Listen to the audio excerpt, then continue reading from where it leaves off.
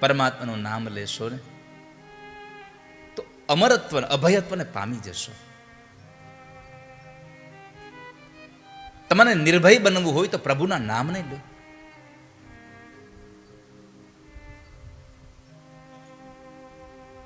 રામ રટણ સાંજ સવારે, બીક પછી કોની અમારે.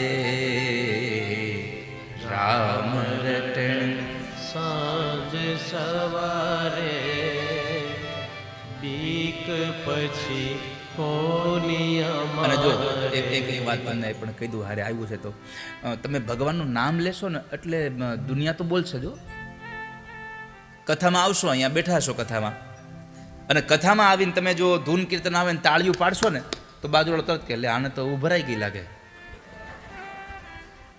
તરત જ બોલશે આને ભક્તિ ઉભરાઈ ગઈ લાગે છે.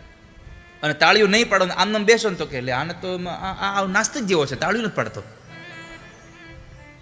कुछ तो लोग कहेंगे लोगों का काम ही है कहना.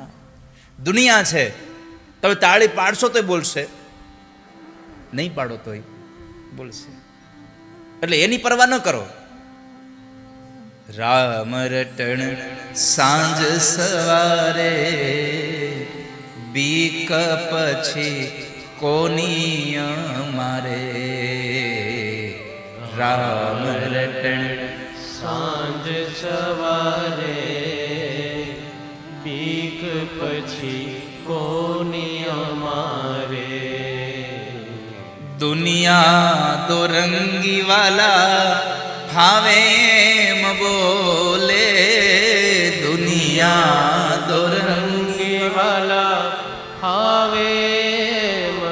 આ તો દુનિયા છે, બોલ્યા જ કરશે, ગમે તેમ કરશો. કંઈક કરશો ને તોય દુનિયા બોલશે, નહીં કરો તોય બોલશે.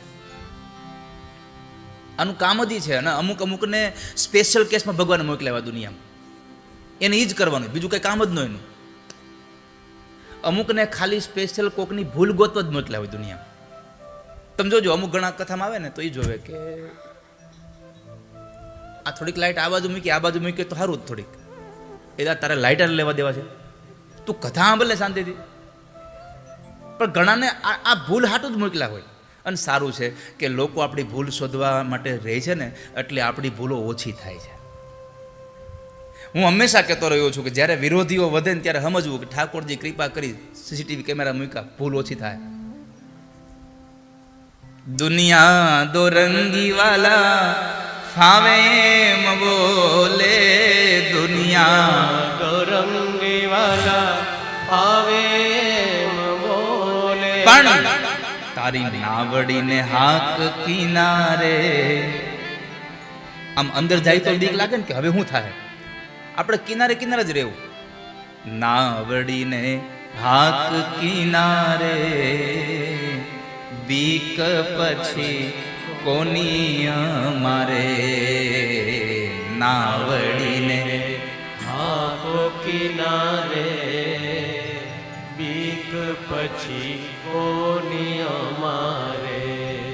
રામ રટણ સાંજ સવારે, બીક પછી કોની અમારે. રામ રટણ સાંજ સવારે, બીક પછી કોની અમારે. તમારું મન ભગવાનમાં લાગી જશે ને પછી તમને સંસારની બીક વહી જશે, મૃત્યુનો ભય છૂટી જશે. પ્રભુનું નામ તમને મરણમાંથી નહીં બચાવે, પણ મરણના ભયમાંથી અને મરણના જે અંતિમ સમયની જે વેદનાઓ છે એમાંથી તમને ચોક્કસ બચાવી દેશે.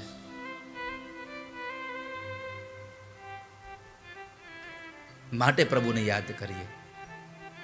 એટલે પ્રભુ પાસે માગવું એ જ જોઈએ, પ્રભુ બીજું કાંઈ થાય કે ન થાય, પણ બસ મારો અંતિમ સમય આવે ત્યારે તમારું નામ મારા જીભ ઉપર હોય, તમારું સ્મરણ મારા મનમાં હોય, મારી આંખ સામે તમારી મૂર્તિ હોય. આવી કૃપા કરજો નાથ.